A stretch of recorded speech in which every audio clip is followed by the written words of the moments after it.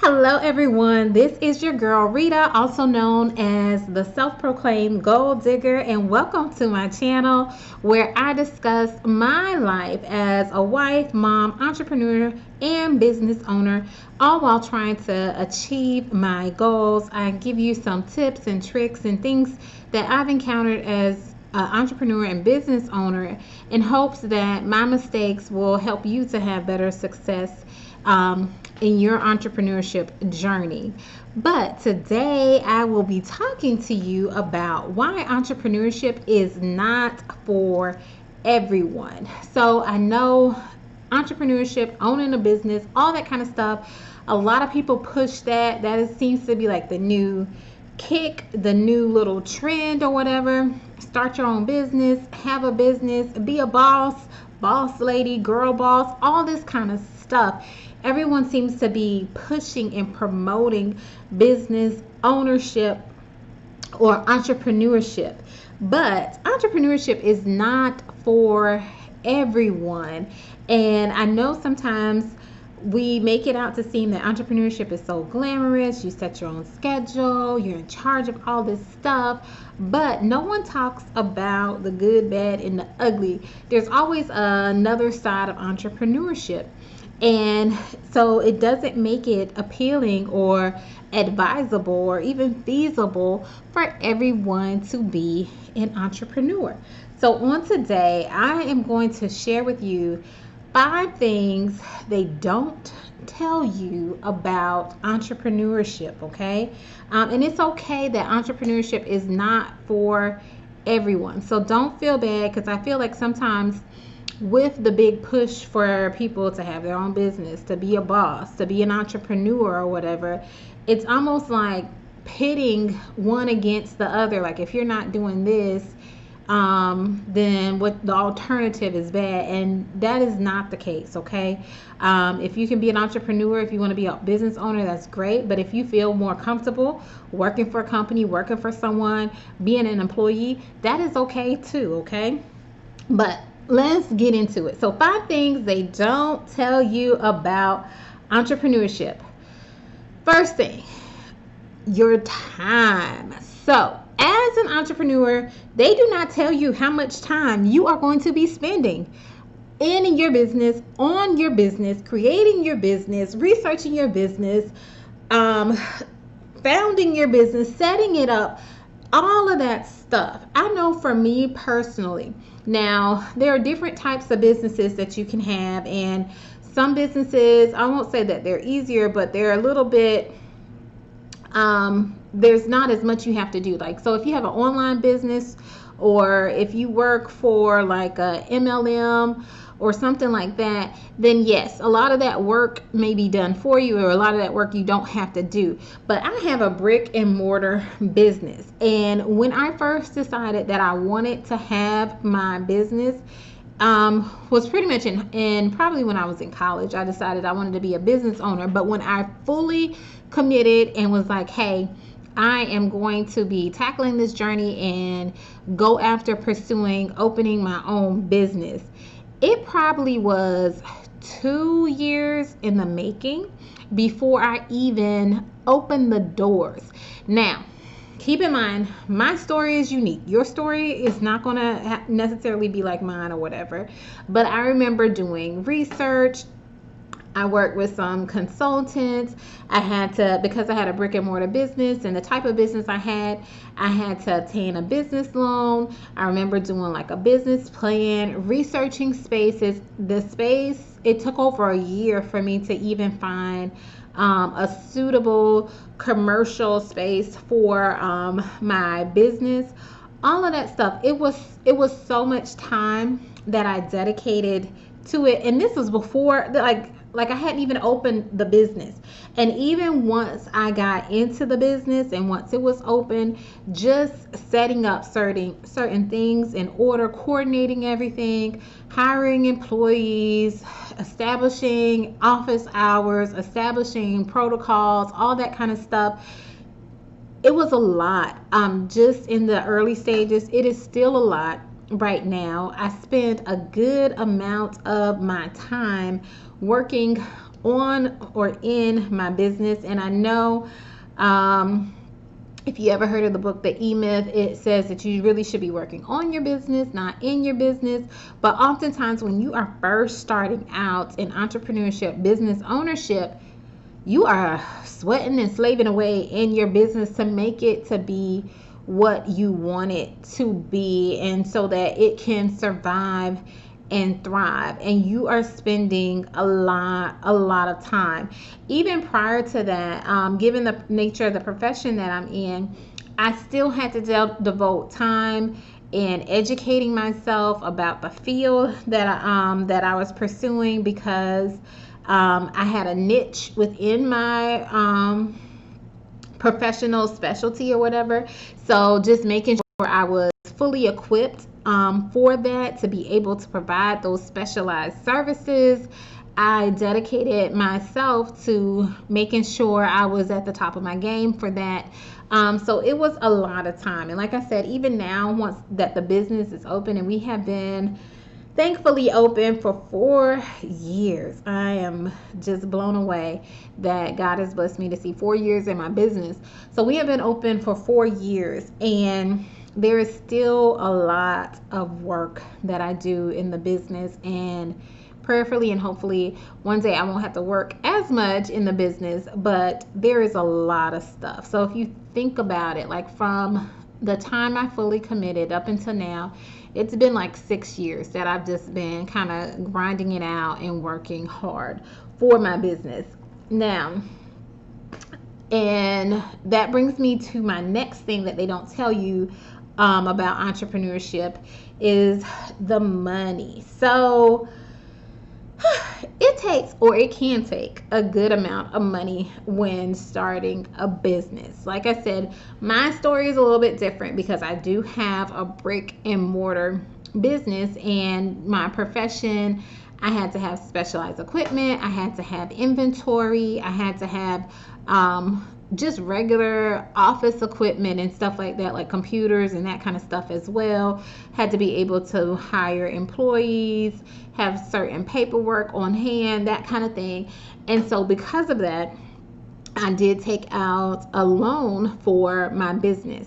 So I invested a lot of money into it. And even prior to that, or during the course of it, I invested a lot of my personal money as well into this business. And as I mentioned earlier, we have only been open for 4 years, officially open for 4 years. And I just have been able to pay myself in my business as of December 2019. And then, of course, COVID hit and I had to close down for about 2.5 months.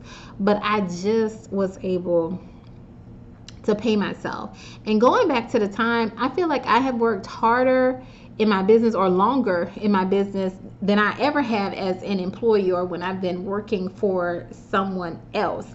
And if I really think about how much time I put into my business, like 50, 60, if not more hours a week in my business, and even though I pay myself, whoo child, I pretty much, given the hours that I work, I'm getting less than the minimum wage, pretty much, because yes, I have certain hours that I'm actually physically in the building and seeing my patients and stuff like that. But the time I spend outside of the office, at home, doing stuff, yeah, it's still a lot of hours. But if you saw my goals video, my September goals video, I am working on trying to change that, so I'm not spending so much time at home working on my business. But yes, the financial aspect of business is something that they don't tell you. Even if you do something where you don't have to have a brick and mortar, even if you're doing an MLM or some kind of online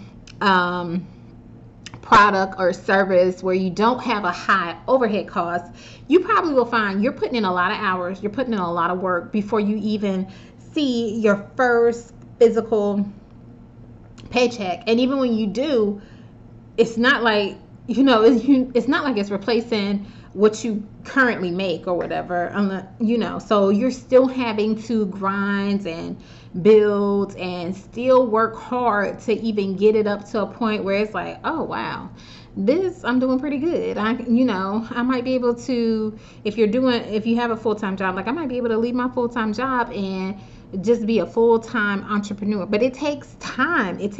Like I said, it was almost 4 years before I have even been able to have money set aside to be able to pay myself. So that is the second thing they don't tell you about business ownership or entrepreneurship. So number 3 that they don't tell you are about the sacrifices you make. So I mentioned my time, I mentioned my money. All of those are sacrifices, and I have to make sacrifices to myself, because you have to deny yourself of certain things because you're just committed to the business, and you're committed to making it happen. You're committed to making it grow. You're committed to making it a success. So things that I used to do or could do, like have a, lazy weekend or just chill out once I got home or something like that, I couldn't do. I had to make sure I got up early. I had certain things in place just so I can make sure my business is a success. And those are sacrifices where sometimes you can get burnt out from doing all that kind of stuff, and it can be a long and hard grind. And I'm still doing that. I'm still making sacrifices, and just to make sure that my business is going well, and not just sacrifices in time and money, but just sacrifices to myself. Like, okay, I don't have the luxury to do that because I need to be working on my business, or I need to make sure this gets done in my business so that I can have success. Now, number 4, the 4th thing they don't tell you about entrepreneurship is that you are constantly having to be creative, and you are constantly having to evolve. And I say that because once you find success, like whatever you're doing, you got to keep building at it and keep making it grow. It's going to keep changing because people continue to change. What they like this particular week or month, it could change, and now you got to make sure you have adapted to them so that you can still meet the needs of your target market or your target client or your target customer. So you have to always be creative, always be willing to come up with stuff, always be willing to change and evolve, and be willing to learn to see, hey, this is working, this is not working, that kind of thing when it comes to your business.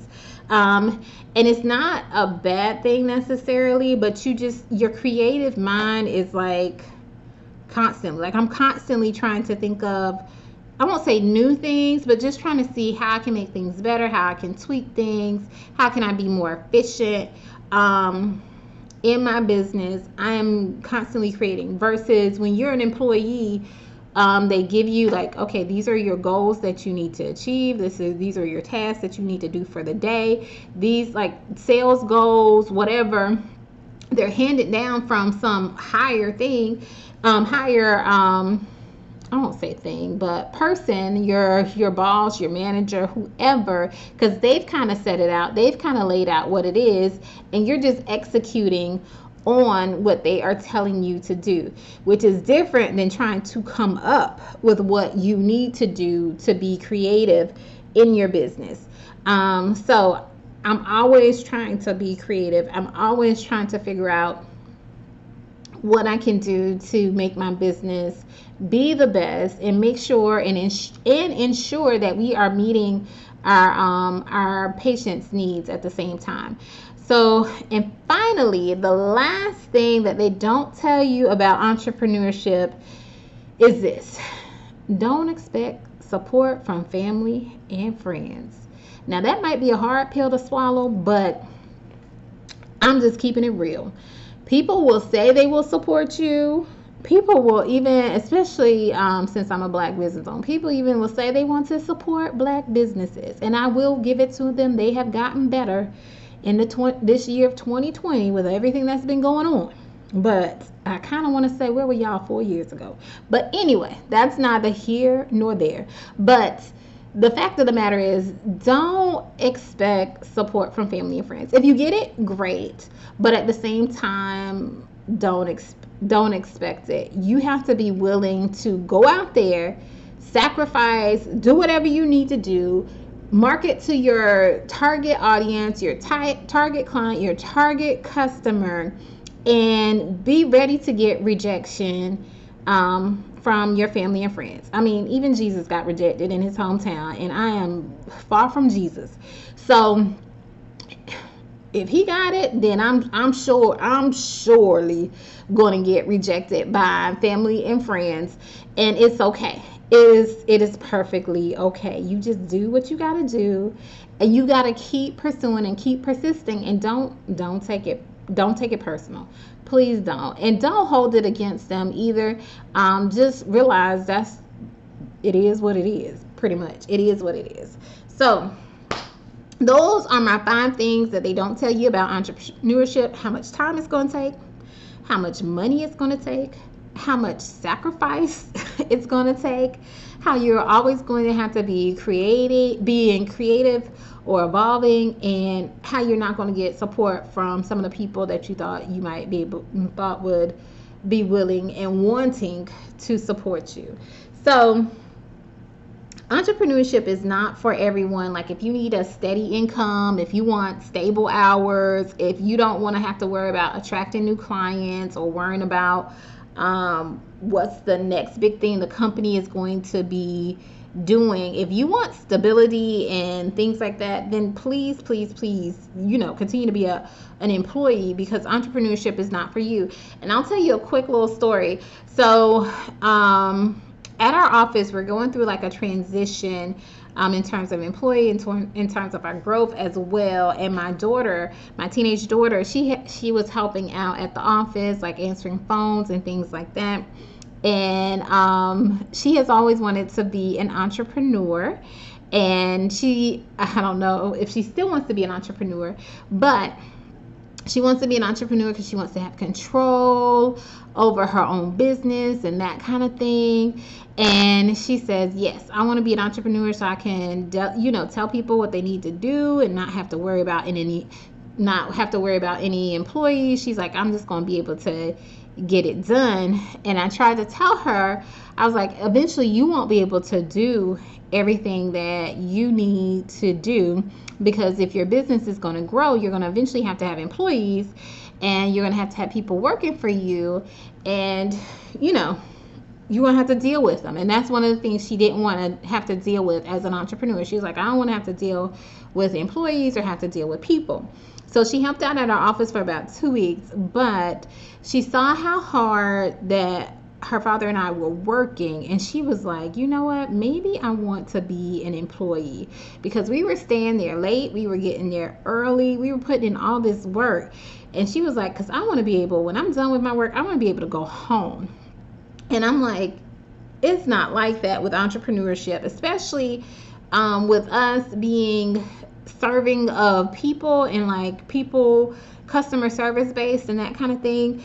You have to meet the people's needs or whatever. They don't want to hear that you're tired. They don't want to hear about your problems that you're having at the business. They just want you to do what you're supposed to do for them, and get it done as expeditiously as possible.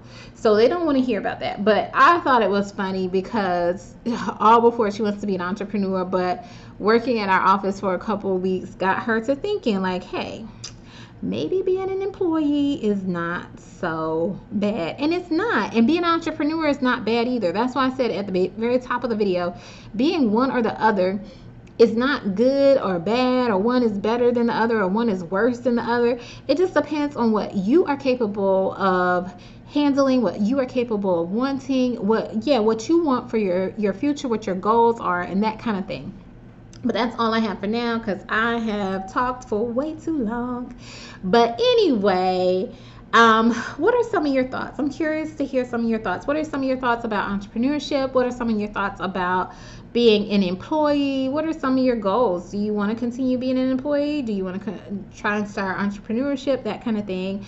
Please share in the comment section. And also, if you have enjoyed this video, please like, subscribe, and hit the notification bell so you can see when future videos come out. All right, thanks so much, and tune in next time. Take care, everyone.